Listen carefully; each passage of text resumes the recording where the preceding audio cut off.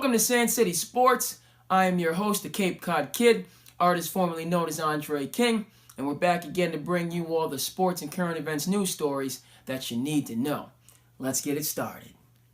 The NBA season tipped off this Tuesday as the Boston Celtics faced off against the Philadelphia 76ers and the Golden State Warriors matched up against the Oklahoma City Thunder. The East Coast matchup featured some of the best young and overall talent in the NBA, as two historic NBA franchises look to return to their former glory.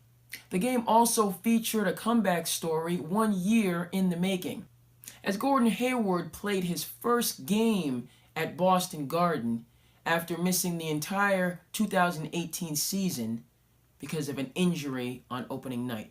The game was close in the first half as the Celtics pulled away in the second for a 105-87 victory, causing Joel Embiid to question the nature of the rivalry between the two cornerstone franchises.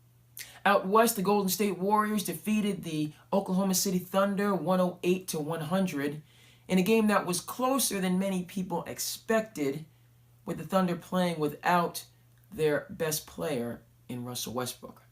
In our other marquee matchups across the league, the New Orleans Pelicans dominated the Houston Rockets, winning by a final score of 131-112, as Anthony Davis and Drew Holiday led a platoon of energized and efficient role players, with Houston looking out of sync and adrift in a stadium that was half empty with the American League Championship Series in town. And for an alleged championship contender, Houston's rotation looked disjointed and rushed throughout the game, certainly missing the stabilizing and uplifting presence of a Trevor Ariza, whom they apparently could not afford. Moving on, the two favorites for Rookie of the Year, although not on this channel, faced off as the Dallas Mavericks matched up against the Phoenix Suns in the desert. DeAndre Ayton looked like every bit the number one overall pick, scoring 18 points on 8 of 11 shooting with 10 rebounds, 6 assists, 1 steal, and 1 block with a plus 17 plus minus. While Luka Doncic showed flashes of his top 5 potential, scoring 10 points with 8 rebounds and 4 assists, although he turned the ball over 4 times and shot 5 for 16 from the field, going 0 for 5 from three-point range with a plus minus of minus 17. With one young man showing flashes of dominance that should make all sports fans in the desert take notice. And now, ladies and gentlemen, for the game you've really been waiting for, as LeBron James made his Los Angeles Lakers debut in a 128-119 loss to the home Portland Trailblazers.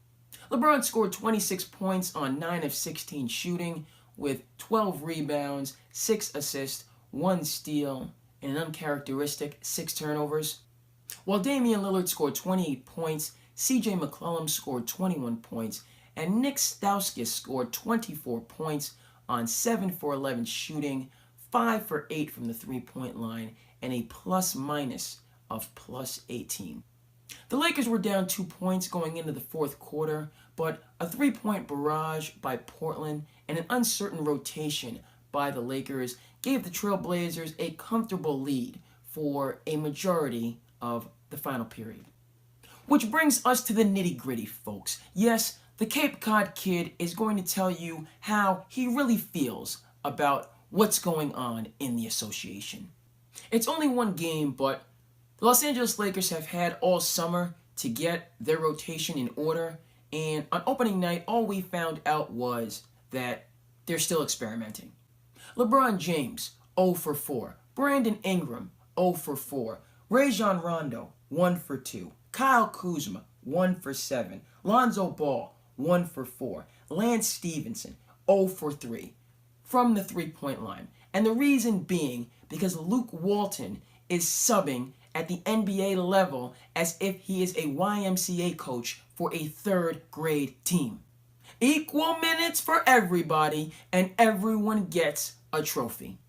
Brandon Ingram plays 28 minutes, sporadically subbing in and out. Lonzo Ball plays 19 minutes, and I don't want to hear anything about his preseason knee injury. If you saw his spot-up three in the third quarter, it was evident the young man had plenty of gas and health left in the tank. Kyle Kuzma plays 29 minutes, again, sporadically subbing in and out. Meanwhile, Kentavious Caldwell-Pope, 27 minutes. Lance Stevenson, 16 minutes. Rajon Rondo, 32 minutes.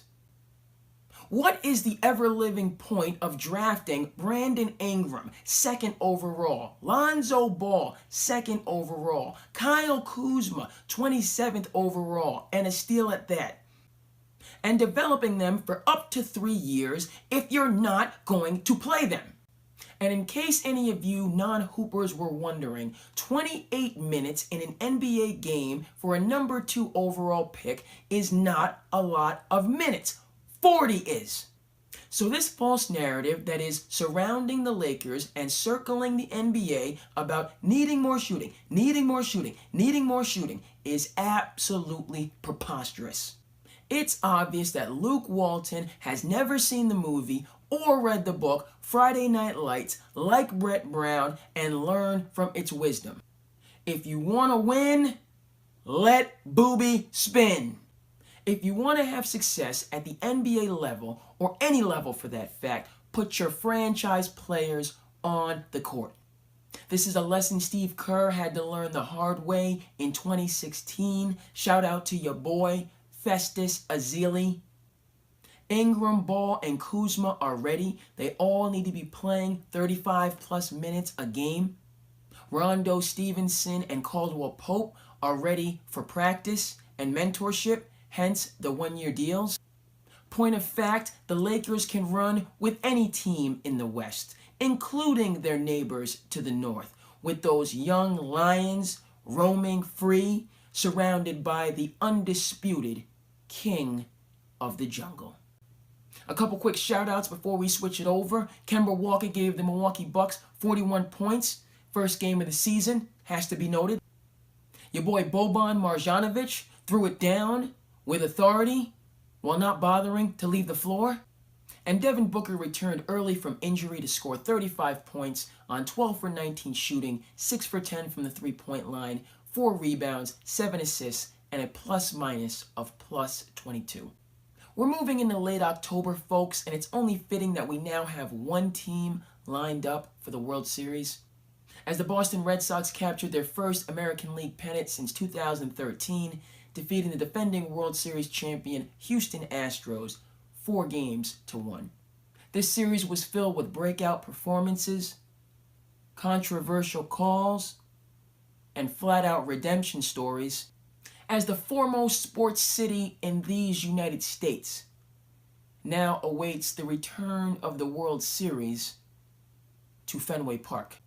And in the NFL, we had the reigning MVP and his soon-to-be challenger locking horns in Gillette Stadium for an instant classic.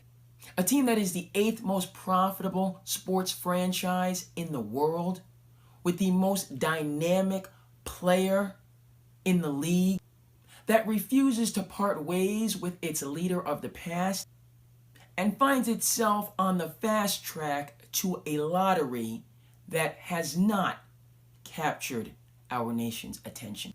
And finally, to a team that has spent all the money and taken all the risks, investing most heavily, though, in leadership and innovation, in order to create the most serious challenge in years to the reigning NFL dynasty.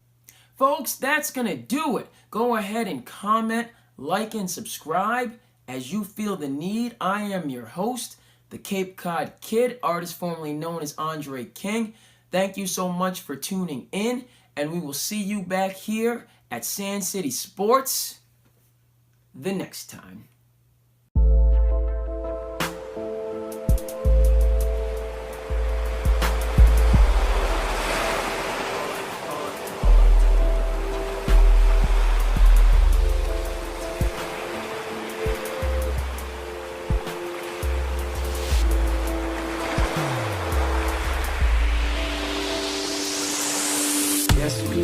souls do sedate ourselves. Just a number, it's pain we feel. Yes, at times we do hate ourselves, but each day we try to retake ourselves. So yes, we peace of souls do sedate ourselves. Just a number, it's pain we feel. Yes, at times we do hate ourselves, but each day we try to embrace ourselves. Yeah.